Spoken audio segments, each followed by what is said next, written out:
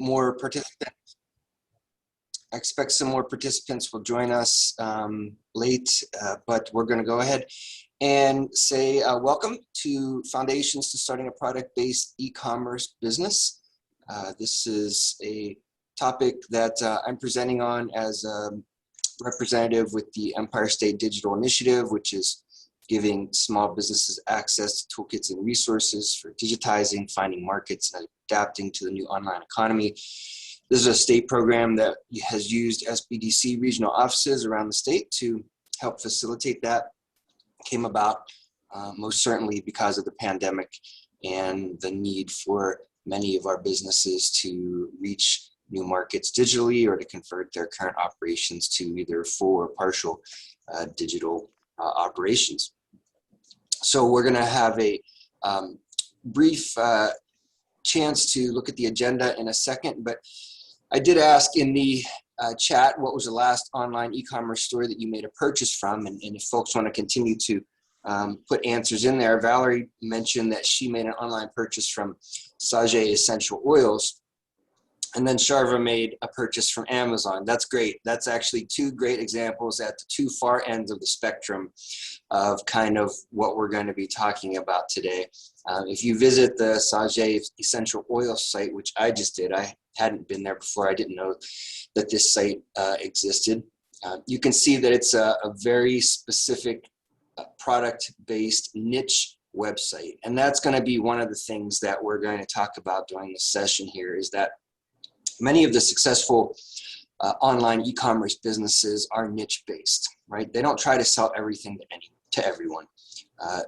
On the other end of that spectrum, as we see from Sharva's input to the chat, there is Amazon. And that's a very, very unique and special circumstance that Amazon has. Of course, we know that Amazon started as a niche retailer. They started as a business, or excuse me, as a bookseller online, right? So they were also initially a niche-based business, niche product business, and then they moved forward into a much wider realm. And they got a big head start over all of you. So, you know, it's kind of hard to compete with Amazon, but Amazon has given the opportunity for small sellers, right, to sell through their online platform. And so we'll mention that a little bit later as well. All right. So I do encourage folks to put your questions in the chat at any time. I'll be able to monitor that. Or if you want to say something, speak your question, you can feel free to raise your hand or unmute yourself and jump in. We're a nice sized group of 13 people, but we're not too big that we can't just have a conversational atmosphere as we move forward here. Okay, so let's take a look really quickly at some background statistics. I don't think I need to really burn this into your brains. You're here because you realize that we do have a huge number of people using the internet these days, and just an ever increasing number of people using the internet these days as well. So this is one of the latest quarterly reports from Hootsuite, which is a social media company. And you can see here that out of the total population around the world, which is 7.85 billion, that there are 5.27 billion unique mobile phone users and 4.72 billion unique internet users. So that's 60% of the population. All right. And on social media, it's just slightly less, only 5% less, at 55.1% of the population are using social media than are using the internet as a whole. So those are huge numbers, and those numbers are just increasing at a great rate, as we saw with the pandemic, which forced a lot of new use of online services and digitalization. And you expect that now that the genie is out of the bottle, now that what was seen cannot be unseen, that this is just going to continue to move in this direction. So over the course of April 2020 to April 21, we had an increase of 1% in the total population around the world. But we had an increase that was greater than that in both unique mobile phone users, internet users, and social media users. So those numbers jumped by 1.9%, 7.6%, and 13.7%. So you can see that there are a large number of people online and a large number of increases of people online in just 1 year.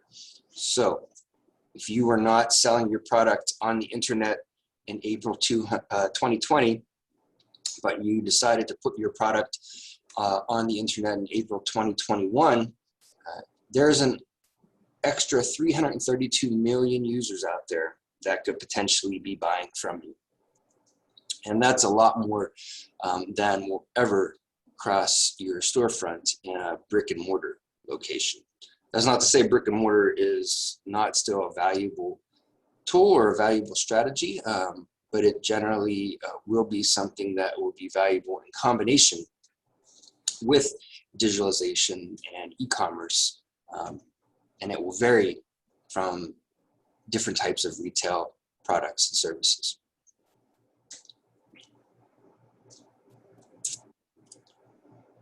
All right, so here's the key parts of what we're going to be talking about today. We are going to look at what your website presence is or could be for your e-commerce operations.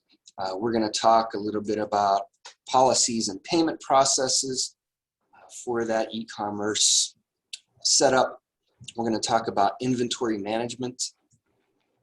We're going to talk a little bit about shipping and sales tax, a little bit about marketing and social media, and a little bit about other channels for selling. Now, certainly any of these could probably be an hour-long or more webinar all on their own. We won't be spending quite so much time on each of them today, so you'll be getting an overview and some best practices. And so what we would encourage you to do, of course, is to follow up with your SBDC advisor after the class is over today and check in with them in regards to any of the specific things that we talk about for follow-up, for additional resources, for additional advising and coaching. If you're not an SBDC client yet, you can either contact myself or Regina, I believe, is on the line here with us. She's our coordinator, office coordinator. She takes care of a lot of the intakes. You can call our 6070 number, 498-6070, or you can visit our website at onondagasbdc.org and fill out the intake form there, and you'll get connected with one of the advisors within just a day or two. A reminder that those advising services are free and confidential, no cost to you. We are a tax-funded agency, a tax and grant-funded agency, and we exist to serve the public in your entrepreneurial and small business endeavors. All right, so as we're continuing to go through the presentation here, I would also invite you to introduce yourself in the chat. Use this as a networking opportunity. You've got, now we're up to 14 participants, so you've got, besides myself, 13 other people on the line that you might be able to make connections with. So I invite you to, put your name, maybe where you're located, what your business is, maybe how you heard about the class, into the chat. Use the chat as a tool for what it is, a networking tool, a way to share information, a way to ask questions, and a way to just, communicate with each other, the other folks who are on the call right now. All right, let's move into our first main topic, which is website presence. So I want to thank Damian Villalonga. He's a local website developer. He previously was one of our presenters in our Fast Track course, which is our 3-day business development A to Z course. It's a great value. It's only $125 for 3 full days of instruction, including access to around 10 or 12 professionals and everything from insurance to social media to law to payroll and and on that you get to hear directly from and ask questions directly to. We will be holding another fast track very soon. You can find that information on our website or in our emails that go out, and please consider taking advantage of signing up for that. But it was from one of Damien's presentations that I initially saw this breakdown of these 3 tiers of website presence and website development. And since then, the research that I've done shows that this is a fairly well-recognized breakdown of what these different tiers of website presence and website development are considered to be. So let's talk about them a little bit here. The first one is online website builders. And Maritza, she just messaged me in the chats. She's a website developer, designer, and excuse me, not Maritza, Claudia. But there are lots of people who you can find locally to help you with your website development and your website building as well, right? You don't have to rely on some large corporation such as GoDaddy that you might not have good customer service with. You could actually sit down face-to-face with somebody locally to work on your website. Lots of very skilled and professional people doing this work, and they'd be more than happy to assist you. So anyway, the first tier is online website builders. And I'm going to go into the most detail today out of these 3 in regards to online website builders, because for a few reasons. Number one, it's what I have the most experience with personally, and I think it's what many of you or many small businesses initially start with before they move on to some of these other tiers. It's the examples such as Wix, Weebly, Squarespace, WordPress, that you can go in and use the tools that they provide, the themes, the templates, etc., and make your own website. Now, there are pros and cons to this, right? And the main pro and con that I consider is the same. It's the same for both the pro and the con. It's that everything is customizable, right? So it's a pro in that you can make lots of changes, you can make lots of edits, you can make it yours in a sense. But at the same time, everything is customizable. So there's a kind of a steep learning curve to be able to make changes to everything and to understand the depth of the tool set and the menus and all of the different components of that website as well. So if you're not familiar with it, it could take you quite a while to get up to par where you need to be able to act on all that customization. Sometimes this is referred to as plug and play or drag and drop customization, in that they give you the layout, they give you the tools, and you sort of plug in your information, right? Your text, your narrative, your pictures, your descriptions, your prices, your inventory, everything that relates to you and the framework of how you are developing this business. Now, the second tier, pre-designed theme customization. So this is often looking at additional templates that are available either for a cost from these online website builders or from some third-party designers and creators of these themes. One of the things that you'll notice is that if you use one of the free online website builder themes, they can be limiting in some ways, and they also are often repeatable, right? You may see that theme more than once online, particularly if someone hasn't spent a lot of time to customize it.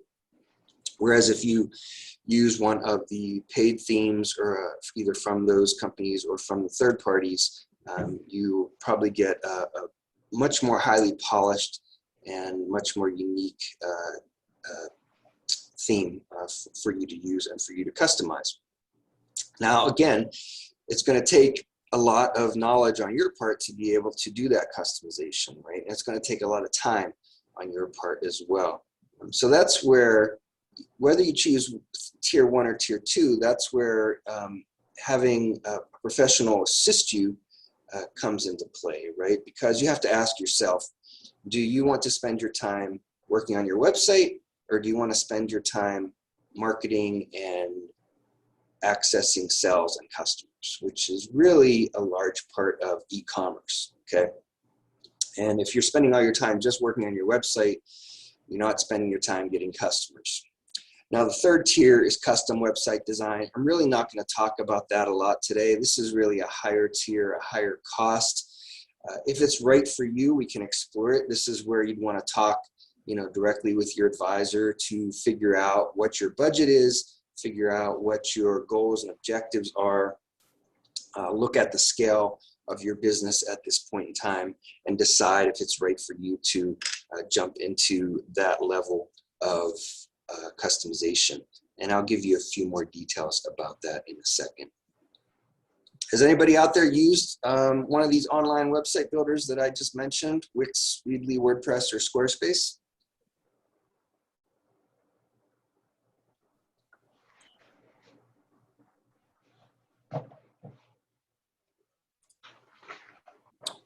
Valerie and yep, a couple folks have said they use WordPress and Shopify.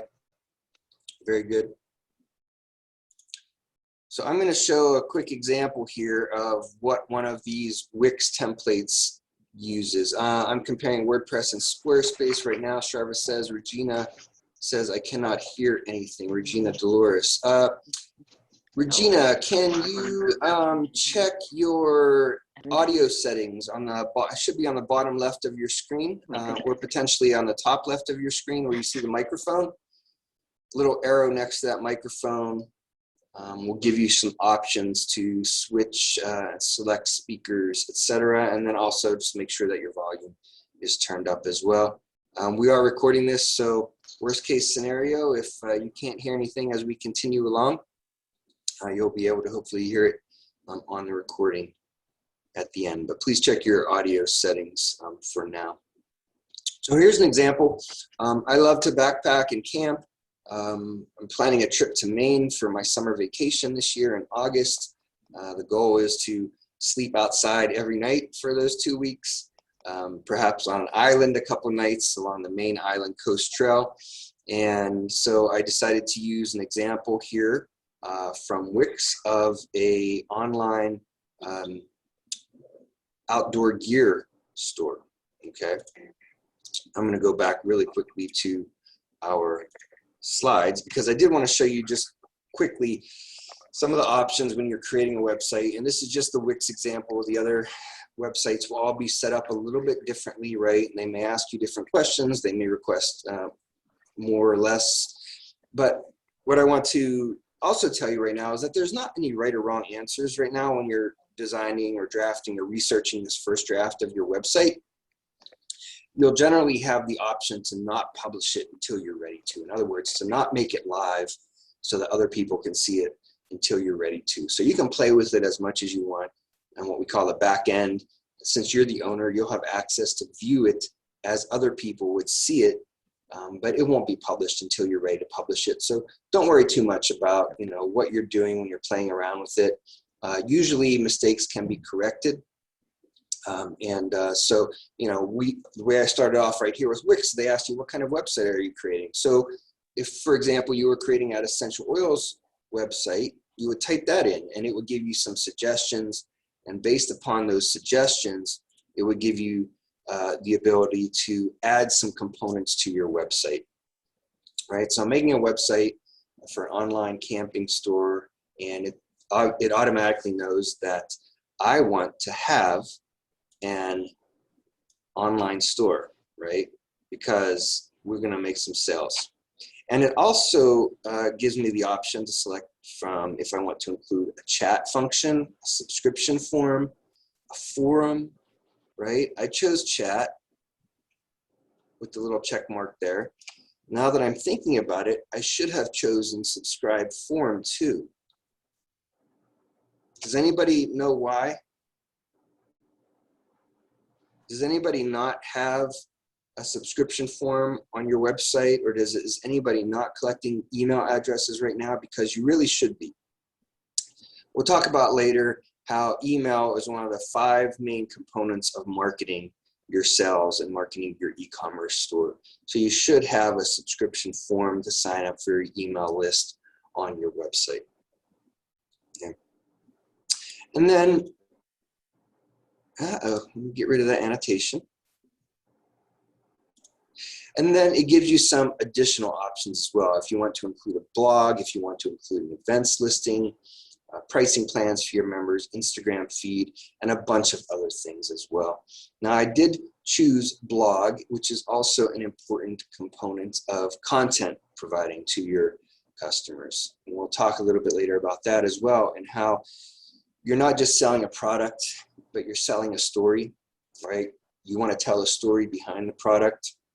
You also want to provide value to your website visitors, value that's not just the product or the service itself. You want to provide informational value. You want to be the expert on a topic. You want them to come to your website to hear and to learn the latest and the greatest news and uses of your product, and how you are growing your business, how you're interacting with the wider business world, you know, any community events that you've participated in, on and on, right? You want this to be something that is dynamic, right? Your website should be dynamic, content, products changing and being updated on a regular basis. Right? So I chose those components for this example, and it gave me some options, right? So these are templates from Wix that I was able to choose from.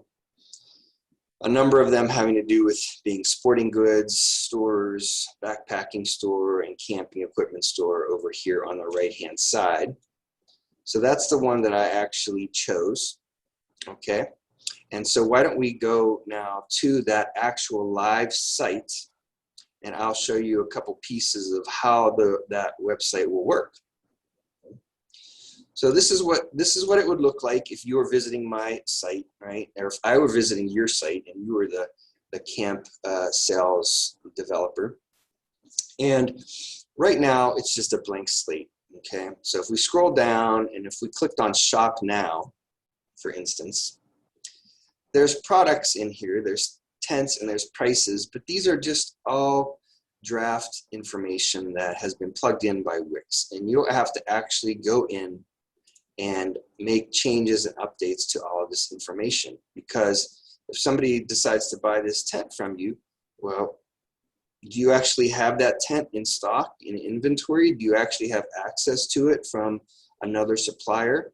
It's just a sample, right? You have to actually go in, add all of your products, adjust your pricing to your desired levels, give the product description some work, right?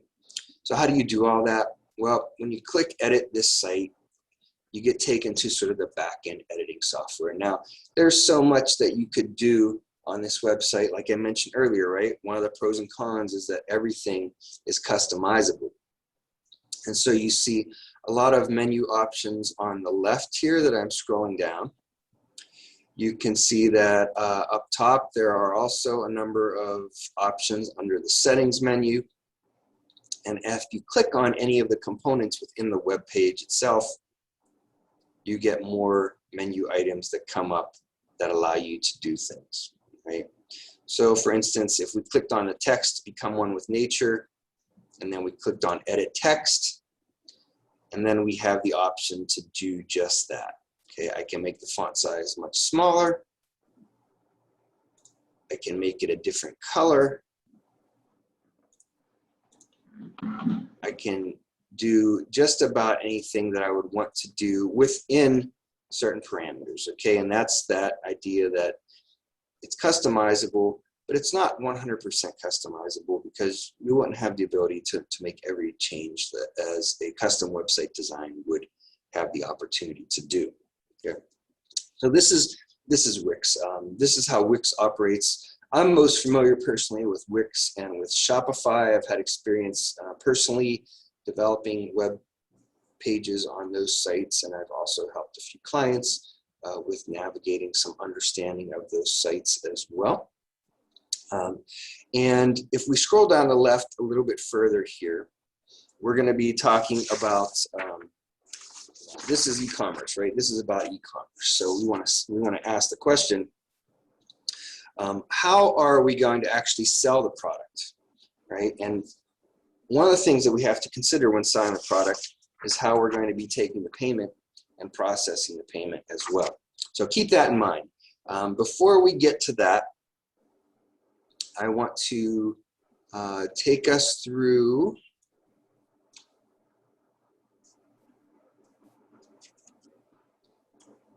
hold on one second, folks.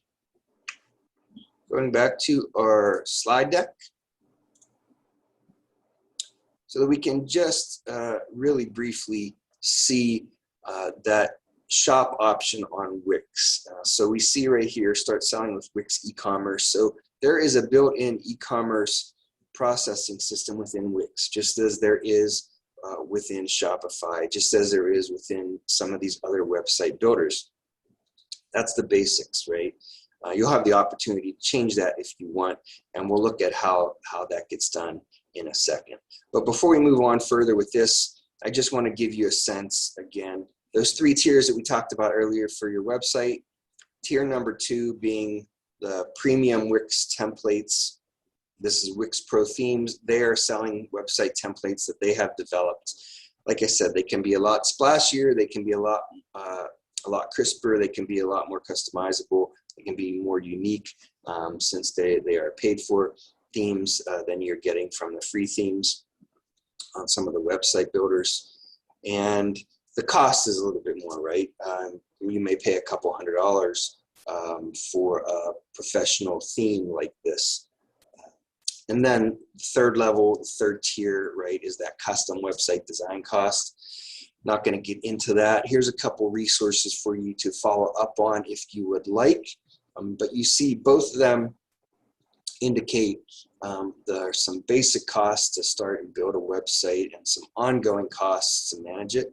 But if you're looking at a custom designed website that a professional creates from scratch, or potentially uses one of these professional themes and fully customizes it for you, you're looking at somewhere between $5,000 and $10,000, and potentially more, right? Depending on the customization required, the number of pages, the amount of product, the different components of the pages that you want to have in your website, etc. Whereas if you use a local service that is just helping you with one of the plug and play builders, for instance, it may be somewhere between 500 or 1,000 to get started. And then again, depending on your choice, if you want to maintain that website yourself, or if you want to continue to pay somebody to do that website maintenance for you on a regular basis, you may have a monthly cost associated with that. Okay. So policies, payment, and processing. We're going to really, before we jump into that, we're going to really quickly, though, go back to the Wix example, the website editor here, and click on My Store.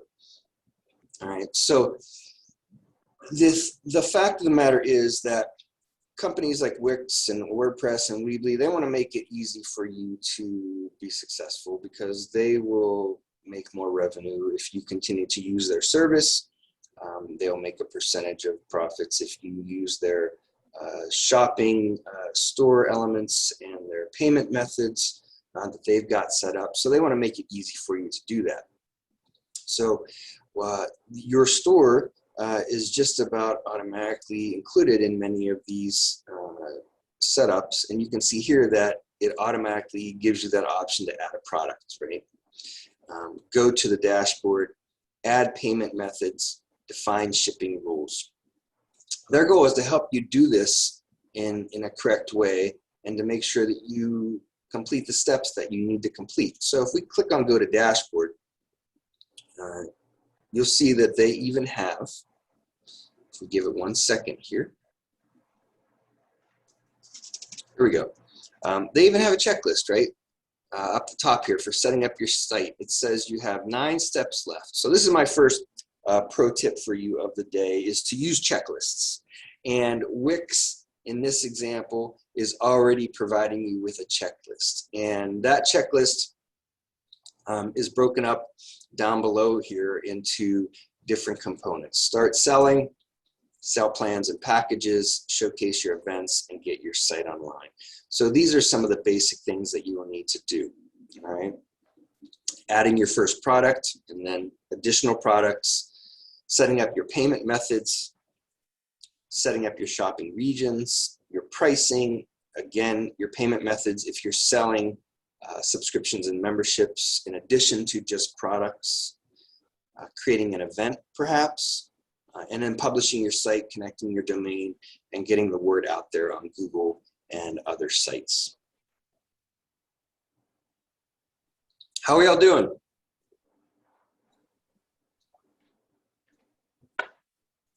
Please let me know if anything I'm saying and communicating to you is not fully clear, and I'll try to you know, make sure that we can get your questions answered. So I'm going to show you real quick, add a product.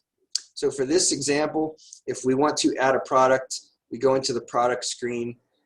There's some products that are already here. You can go into that product itself, make changes to it, right? You can change the images, you can add, delete images. You can change the information, right? The name of the product, the price of the product. You can indicate if it's on sale or not, if you want to make a sale discount, and then the description. So you can see here, I'm a product description. I'm a great place to add more details about your product, such as sizing, material care instructions, and cleaning instructions. And I would recommend that you add as much of that information as you can, right? One of the cons of online shopping is that somebody can't hold the product, right? They can't touch the product, they can't see it in person, they can't get a feel or a sense for it. So your job to help them in that regard is to provide as much of that information as you can, right? So that would be in the description. And then there's additional options, right? Again, very many options. If you are doing something in which you personally are holding inventory and then shipping it out, and we'll talk about how that works in relation to a couple different examples, but you can see there's also a built-in inventory tracking system here. So if you had 10 hoodie sweatshirts with your logo on them that you were trying to sell, you could put in here that you have 10 of that item. And now every time you would make a sale, Wix will be able to manage and adjust that inventory for you. There are other inventory tools, and we'll talk briefly about that, but for most folks who are starting off, it's simplest and makes the most sense to use the built-in tools, right? Instead of having to click back and forth to various tools, etc. All right, so that's a brief review of how you would set up a website, how you would potentially put a product online again, right? Very quick description. You'll have to spend time with it, okay? When I big time gardener, and I manage a couple community garden projects around the city, and people, when they ask me about gardening and how to learn gardening and how to get better at it, I say the first thing is just spend time in your garden, right? Or spend time in a garden. Just getting familiar with the patterns of what's happening around you, okay, the routines, etc. I would say the same thing for e-commerce, right? When you're looking at the screen in front of you right now, you're seeing a lot of information and a lot of options. So you need to spend time in it so that eventually it becomes clear to you where to find things in a patterned way. You'll know that on the left-hand side that you have the options for products and inventory and collections. You'll know on the right-hand side you have the specific options for this product, for sharing it and for campaigning for it, right? You'll know that if you click on the set up your site box at the top, you'll go back to that checklist, right? You'll know that if you want to do something other than submitting a product or managing a product on your site, that you want to be in your main dashboard, okay? And you'll want to be able to use the options here, such as publishing a blog post. So just spending time in your website, in the back end of your website, learning the patterns of where things are located, how the menus are nested, and what the options are is going to be really valuable for your learning curve. Okay, folks, let's continue on. Let's go back to our slide deck, policies and payment process. So again, when I said earlier that these websites want to make it easier for you to use their service because they want to capture you in a sense, right? They want to get you signed up. They want to get you using their service. They don't want you to move on elsewhere for anything that you might need. So in regards to policies, you can see here two examples of Wix and Shopify, how they both have settings and options for developing policies within your website. Things such as general terms and conditions, privacy policy, return policy, and so on and so forth. They all do it in different ways. For the purposes of demonstrating this today, I went ahead and I looked at the Shopify example here. And what they do is they ask you for your website, or for your email address, of course, right? They're capturing that email address, which is something that you're going to be doing on your website as well. And you're going to be providing a value to someone so that they want to hear from you, not just to purchase that product, but also to get information, okay? So I gave Shopify my email address because I wanted to get this refund policy template. And let me show you what that looks like.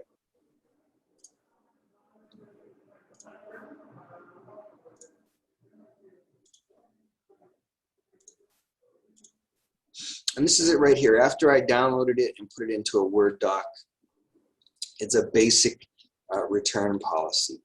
And you can be comfortable that, you know, this is a policy that is workable. Now, you may decide to go in and make changes, and that's perfectly reasonable. Again, remember, everything is customizable. The policies are customizable as well. If you don't want your policy to only last 30 days, if you want to make it 60 days, you could do that, right? You could easily change that. Additional non-returnable items. If you wanted to make other items non-returnable, or if you wanted to offer them to be returnable, you could. The point is that you just have to read through this, you have to understand it, and you have to adjust it to what your personal preferences are for your store. Okay? Talks about gifts, talks about shipping your product back for exchanges and returns, talks about sales items which cannot be refunded, etc. You're probably familiar with many policies like this from your own personal shopping, and in that case you may have some ideas of how you want it to look on your site. You can also very easily visit other sites, right, and see what their return policy is like. So do some research and spend some time. Once you have these policies in place though, remember, it's up to you to enforce them, okay? So these website companies are not going to be enforcing policies for you. That's sort of business operations, right? That's one of the things that you will be responsible for doing. And that brings us back again to that question of, do you really want to spend all your time editing and updating your website, or do you want to pay somebody else to do that? Because you have to manage the operations, you have to manage the customer service, and you have to manage the fulfillment, potentially, unless you're using another service to do that. I have a question from Sharva asking, how easy would it be to switch sites if one didn't work for us, switching from Squarespace to WordPress, for example? That's a great question. I've never tried to do a wholesale switch from one site to another. The question would be, right, do they allow you to download your data in a form that you could then import it or upload it to the next site? I don't know the answer to that, but I know that many of the sites do allow you to, for instance, create your inventory by uploading a spreadsheet. Right? So if you had all your inventory on a spreadsheet and you uploaded it to one site, you could very easily upload it to another site as well, as opposed to plugging every product in one-on-one, for example. And what I'd also suggest is that you keep a separate digital folder of your, we'll call them your digital assets, right, for this website. So for instance, your banner images, your text and your narrative, etc. You want to make sure that you have that information and that you own it and that it doesn't only exist on that server for that company, because there may be a concern with access in the future. Okay. WordPress, Mert says WordPress has that capability. You can migrate your existing website from one platform to the other. So there you go. You know, just about anything is possible these days. I would say if you want to do something, if you think it can be done, it probably can be.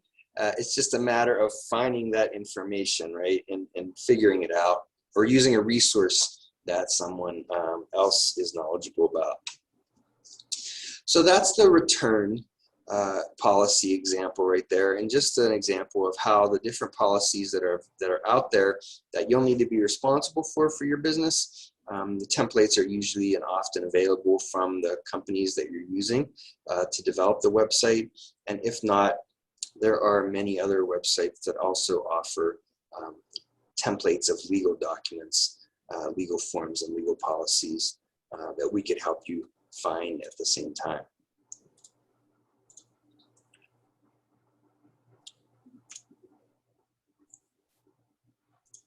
Integrations and apps. So this is where I'm going to introduce to you the idea of integrations and apps when we're talking about payment processing. Because one of the key features of many of these website builders is that they also don't try to create and provide every service to everyone. But what they do is they integrate with other companies and with other service providers to do that. And they do that through apps, applications that bring services into your website, right? So what we want to see is some examples of this. And we do that back at our Wix dashboard.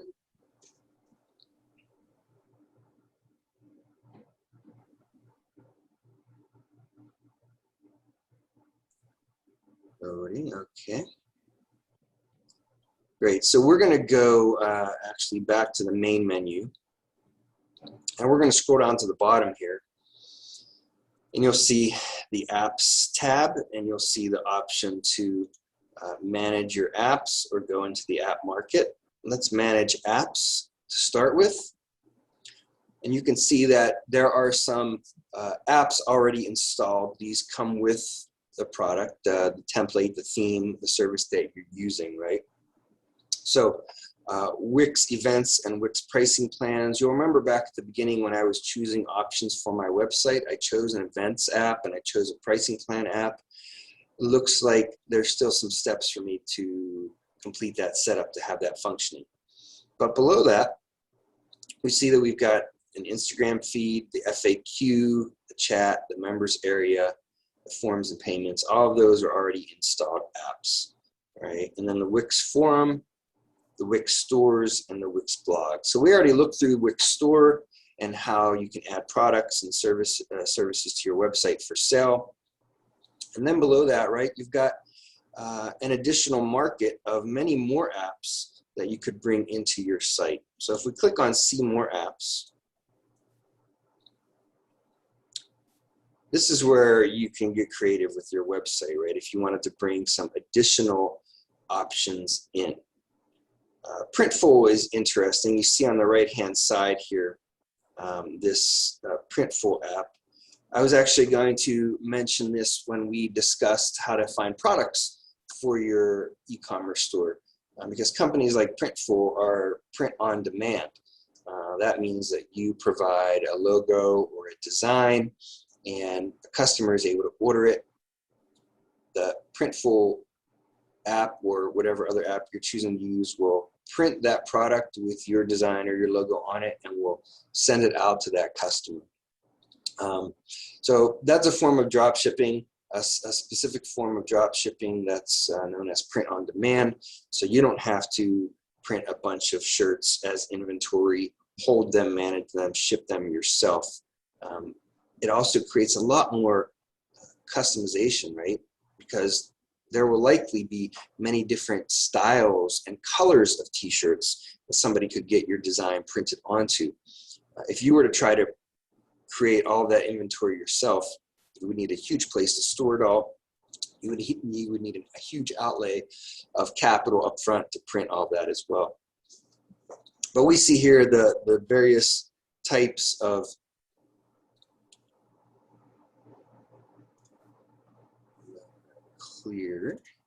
we see here the various types of apps. So many things that, you know, you probably don't want to get too lost in this at the beginning. You want to use the basic apps that are a part of the program that you've selected. So let's go back into Wix stores real quick. The reason I want to go back into Wix stores real quick is because we haven't really talked yet fully about the payment processing. All right, so if we scroll down here to settings, I believe. Yep, and then we've got e-commerce and finance, and we've got accept payments. So again, there's going to be a built-in system for many of these e-commerce stores. In this case, Wix has its own, and it's the first option that's listed here. Okay? And you can connect directly to it. All right.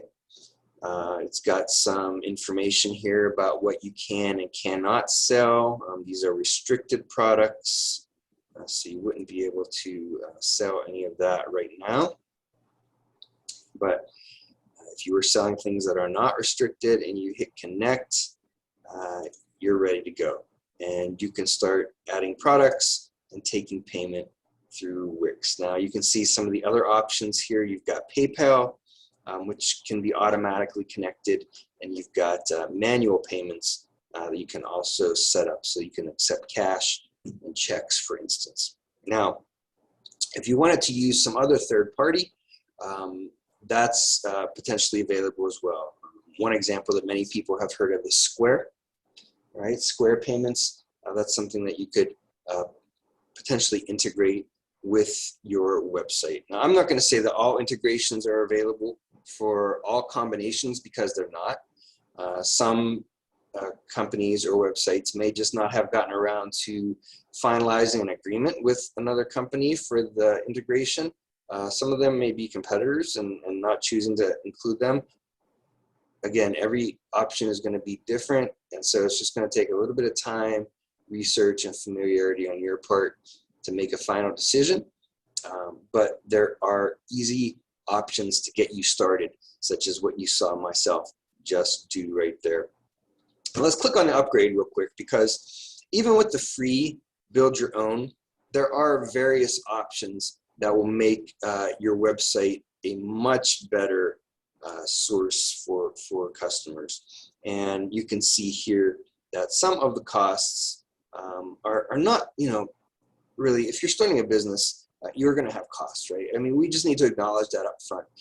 If you're going to do e-commerce, you're going to have costs.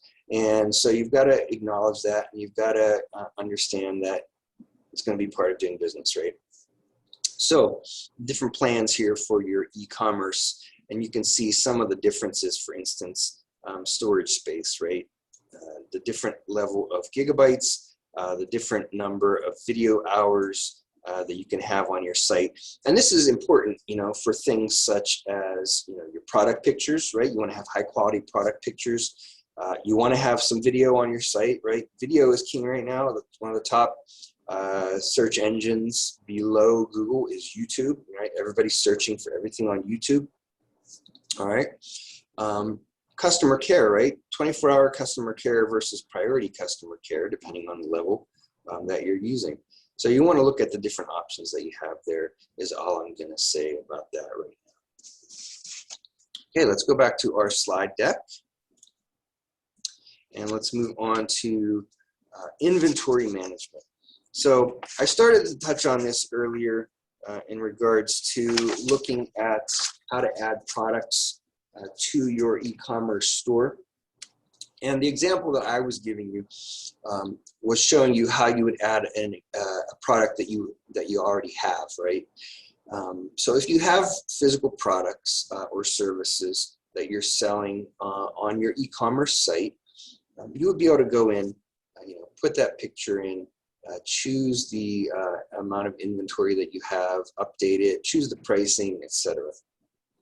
And why is that important? Well, first of all, the most important reason for keeping your inventory is so you don't disappoint your customer, right? The last thing you want to do is to have a customer who comes to your site, is interested in a product, goes to buy it, doesn't realize that it's not available, right? Because your inventory management is making it look like it's available. And then they place an order, and then they make a payment, and then they have to get a message saying, sorry, this product is not available. We don't have it in inventory. They shouldn't have to go through that process, right? You'd be quite disappointed if you received that email a couple hours later and you had thought that you had already purchased a product that you had wanted, and now you have to go and start a search again and find potentially a different product, right? So that's the number one reason.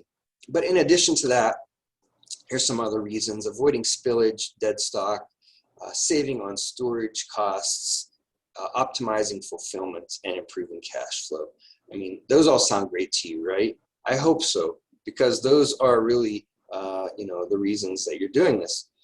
Types of inventory: the block, top right, blue block, raw goods, work in progress, finished goods, maintenance, repair, and operations goods. And then the bottom left, green box, talks about forecasting, right? So that you know what inventory you want and need to have as a part of your store. What are the trends in the market?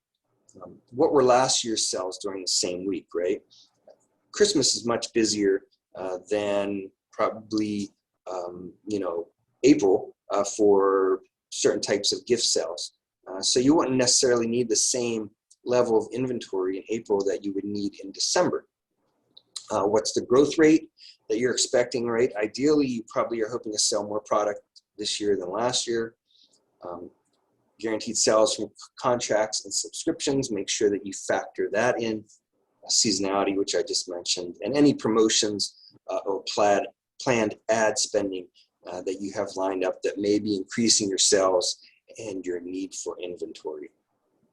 And then if you want to get really into the weeds and technical and geek out on it, the bottom right box, the pink box, talks about some inventory management formulas that we could calculate to help you understand your inventory numbers a little bit better.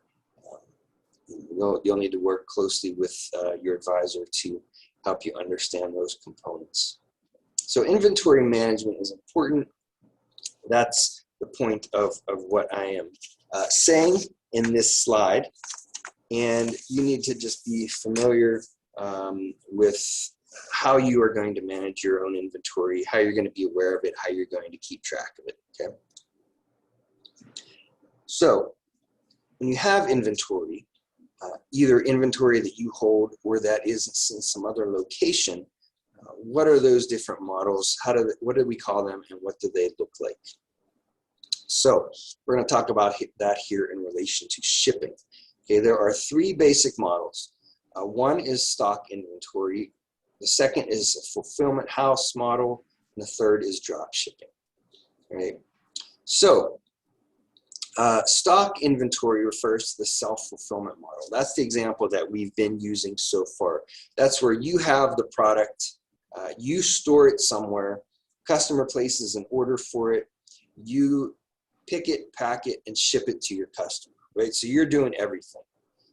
That's a lot of extra tasks, but right, if your model calls for that, then so be it. The fulfillment house model is one in which you also have the inventory, or you purchase the inventory and you store it in another location, right? A warehouse or a fulfillment center. And then when a product is ordered, you contact and connect and communicate that order to that fulfillment center, and then they do the picking, the packing, and the shipping.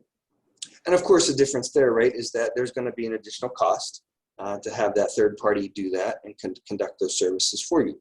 Okay, so I don't typically see many people using third-party fulfillment model, but it is still used. I see a lot of folks using the self-fulfillment model, particularly small artisans and crafters, for instance, or potentially small farmers or growers. The third model, the drop shipping, is usually what a lot of people are most curious about in this day and age, because it is something that has really come to the forefront. And this is where you don't hold any inventory yourself, right? All that inventory is held by some other company in some other location. And you are simply providing the outreach and the sales for those products. So what happens is whenever you connect with a drop shipper and are able to offer their product on your website, when an order is made, that drop shipper does the packing, the picking, and the shipping, and they do it all from their own inventory. So what are the advantages to this, right? One advantage is that you're able to get into the business, into the e-commerce world with low capital requirement, because you don't have any inventory to purchase or to hold, okay? It's being held somewhere else by someone else. But the con of that is you don't necessarily know the quality of that product if you've never seen it before. You know, it might be held in a warehouse in China somewhere. You don't have direct control over that product quality or over that product shipping, so it's not uncommon for there to be delays in shipping, and you will be the one getting contacted in most cases by the buyer. But in the end, you're not going to really have any control over that shipping, which is something that you won't be able to help the customer with. And lastly, customer service, right? The big part about e-commerce, again, since you're not there in person with them, is you have to be able to maintain a great level of customer service digitally for them, or respond, answer questions, make things happen. So in drop shipping, that can at times become a problem. There are examples, for instance, of a seller having a product from a drop shipper on their website, but the website not properly syncing with the drop shipper and not showing the proper inventory, right? So the product may not be available at the warehouse, but your website is showing the inventory is there. You have no way of actually checking that because you aren't physically at that warehouse. So again, a client may order something that is not available. So what this all comes down to with drop shipping, and really with any kind of e-commerce, is there's two main things, right? Number one is marketing, and number two is support. You've got to market because you've got to get people to your website to buy your product, and number two, you've got to support them. I have a question in the chat. My daughter wants to sell leisure items for kids, such as blankets, eye masks, pajamas, as well as summer items, towels, floats. What are some places to locate wholesale stock? And we are indeed going to get to that. But before we do, let's finish this section on sales tax. Just one really quick, brief thing that you need to know. The basic rule for sales tax from online sales is if your business has a physical presence or nexus in a state, you must collect applicable sales tax from online customers in that state, right? So you're here in New York, you have a nexus here, this is where you are located, and you sell to a customer in New York, you must collect sales tax from them. If you're selling to a customer in another state, let's say Pennsylvania, but you do not have a nexus there, you generally do not have to collect sales tax. And meaning you don't have a store there, you don't have an employee there, you don't have inventory or a warehouse there. Now, there was a recent ruling in 2018, the US Supreme Court said that this is going to have to change. And so now states will begin collecting sales tax regardless of whether or not you have a physical presence in that state. This has not happened with every state yet, but it is well on its way. Caveat, and the exception for you is that generally this is only required if there's at least $100,000 worth of sales in that state. So if your sales are low in other states and you're not reaching this threshold, and now the different states set this number, right? So you're going to need to check. But this is generally the bottom threshold. Some of them make it a higher number. So if you're just selling, a couple hundred or a couple $1,000s worth of product in these other states, again, you likely don't have to worry about collecting sales tax unless you have that nexus, that physical location. All right, so the question of wholesale stock. So that's going to take us back to our live website. And where are we going to find wholesale products? So depending on the model that you use, right, the self-fulfillment, the third-party fulfillment, or the drop shipping is going to depend on your wholesale strategy. If you're going to do self-fulfillment and you decide to buy a whole lot of product and keep it in your basement or keep it in your garage or in your warehouse, then you could probably go to a wholesale warehouse in Central New York or in New York City. You'll see that's what many small delis and groceries do, for instance, right? A lot of the ethnic groceries will go down to the big wholesale warehouses in New York City to buy their product for resale at retail here in Central New York. If you're doing one of the other models, then here's my pro tip number 2, right? Practice your Google Foo, right? Practice your online searching techniques and skills, because you're going to have to do some searching, okay?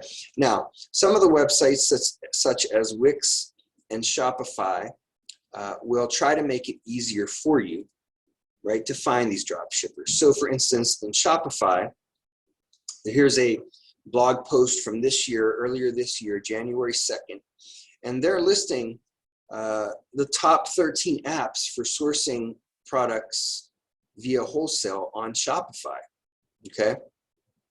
Oberlo is one of the biggest, all right? Choose from millions of products to sell. And in this way, you would connect Oberlo to your Shopify account, okay? That's that example of that integration. That integration then would allow you to select products from Oberlo, list them on your Shopify website for sale, and then when a sale is made, Oberlo, who is holding that product, will do the picking, the packing, and the shipping, right? So that's the drop shipping model, and they'll be able to send that product directly to your customer. So there are tons, again, right? Practice your Google Foo for searching for these. If you need help with that, you can contact one of your advisors. We can help you with that. I can send you links such as this one right here, in which you'd be able to find, access. Look at this. Here's a specialty drop shipper just for coffee, right? So if you wanted to create a niche coffee website and do e-commerce around coffee, you could drop ship from different sources, right? All kinds of examples. Is there a best one?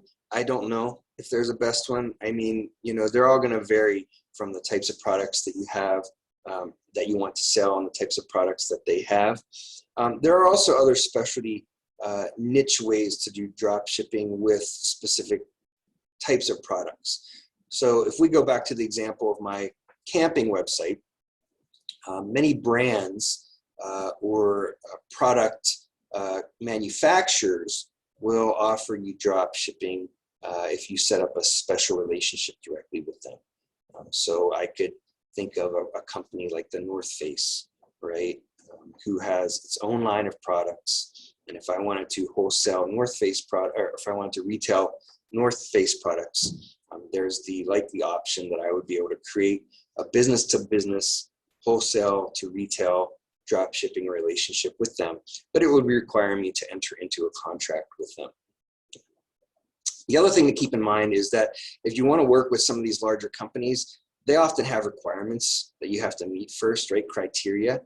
They're probably not going to spend a lot of time or offer you the option if you don't have any sales prior to this, right? Or if you haven't had your website up for a certain period of time, in which case you can use many of these other drop shipping options to get yourself started.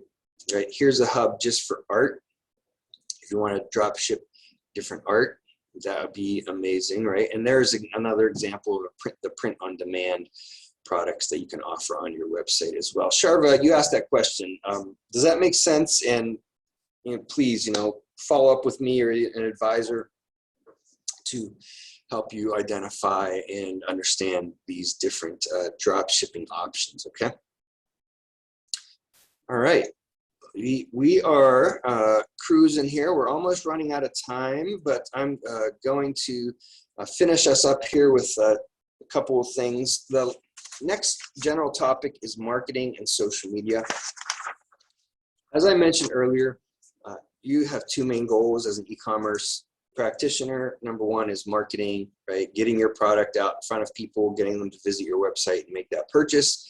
And the other is service, customer service, management of that business. So what are the elements of a successful digital marketing strategy? Here you go. Here are the 6 things that you should be doing. Number 1, an engaging website. We've talked about that. Number 2, search engine optimization. I will show you a slide about that in just one second. Number 3, content marketing. We've discussed this, right? The idea that you're creating content for your website to drive traffic there. You're creating value, information, and experience, pictures, video, etc. Reasons for people to visit you. Number 4, email marketing. We've talked a little bit about this, right? That you should have a contact sign-up form on your website and that you should be collecting emails and that you should be doing email campaigns on a regular basis. Number 5, social media. I think it goes without saying, having an updated, active and dynamic social media account where you're posting pictures of your products being used, where you're posting videos, where you're posting your promotions, etc., to drive traffic to your website. And then 6, pay-per-click. This is paid advertising, either on social media or on search engines, for instance, right? A lot of people want to do the free social media. That is the organic way of growing your audience. That will take you a lot longer to do than the pay-per-click, in which you're able to choose who will see your product. You're able to target that, and you're also able to get it in front of many more people than just the social media network that you've grown yourself. So these 6 components should all be into your marketing plan for your e-commerce store. And just a sense of SEO, a lot of people have heard this term, search engine optimization, may or may not be familiar with it. The fact of the matter is it contains a lot of components. There are consultants and freelancers and professionals that only do SEO optimization for your website. They'll look at it, right? They'll make sure that it has the content that is valuable. It has backlinks going to other websites, right? It's got keywords in the right places in the code in the website. It's got links to social media and so on and so forth. They'll do an analysis of your website. They'll let you know if all those components are located, are there, if there needs to be additional components, what changes you might make to increase your SEO. And increasing your SEO, what that does, right, is it takes you up higher in the search result rankings. So if somebody uses a browser, search engine such as Google or one of the others, they'll be able to find you, hopefully.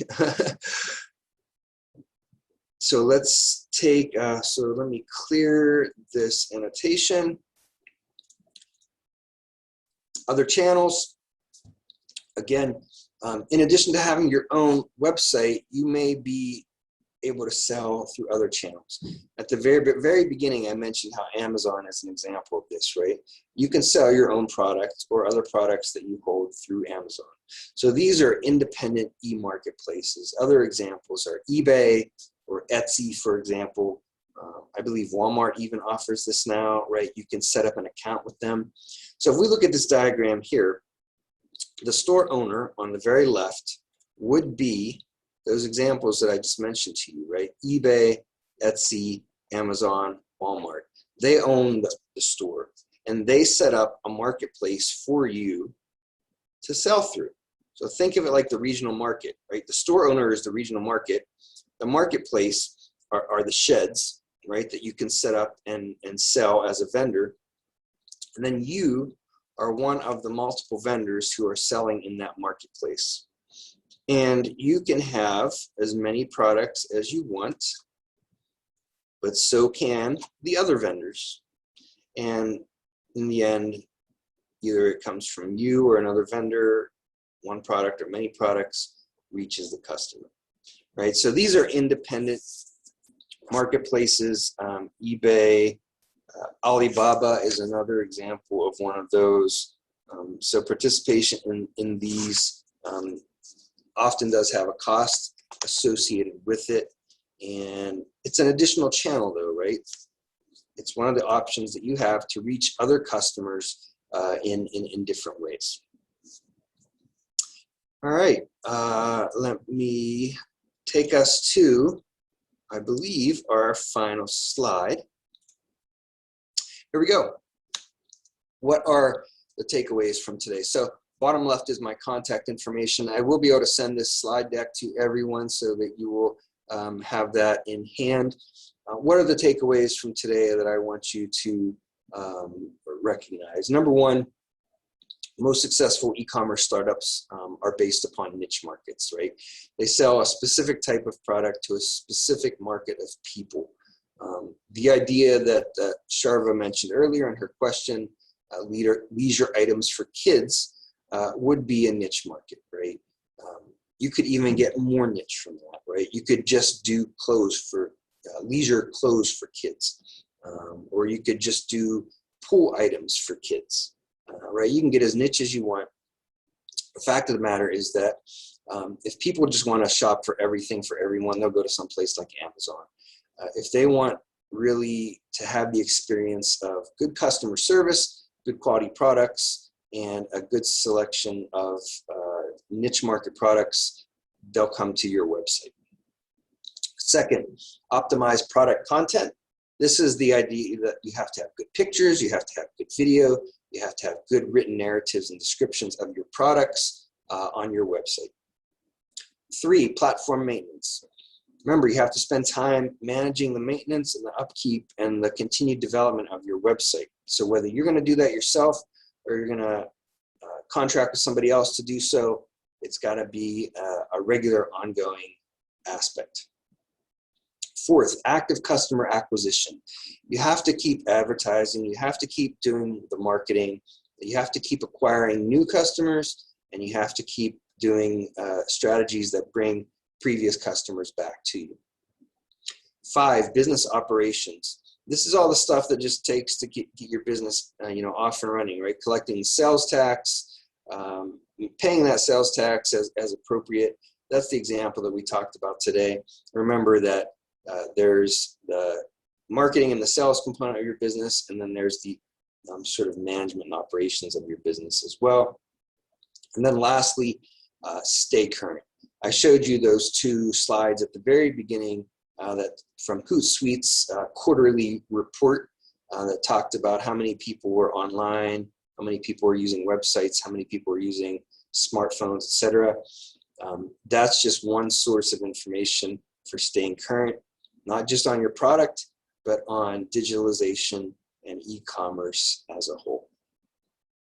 So again, just to close it out, I invite you to contact me or our go to our SBDC website, visit our social media pages, contact us for more direct one-on-one specialized advising and coaching for you. I see one more question that came in.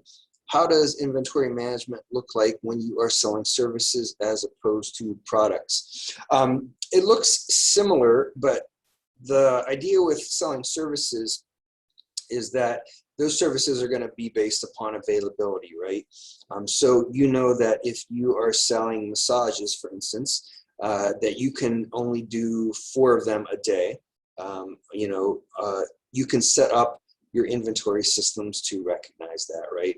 And generally, for that example, you would be using some sort of a scheduling or calendar integration or app as well. So you would list your different types of massages, the prices along with them. Those would be the actual products in your inventory, and then you would have that linked to some kind of an app or integration for calendaring and scheduling, so that you don't overschedule yourself, right? And other services, similarly, may or may not depend on a calendar.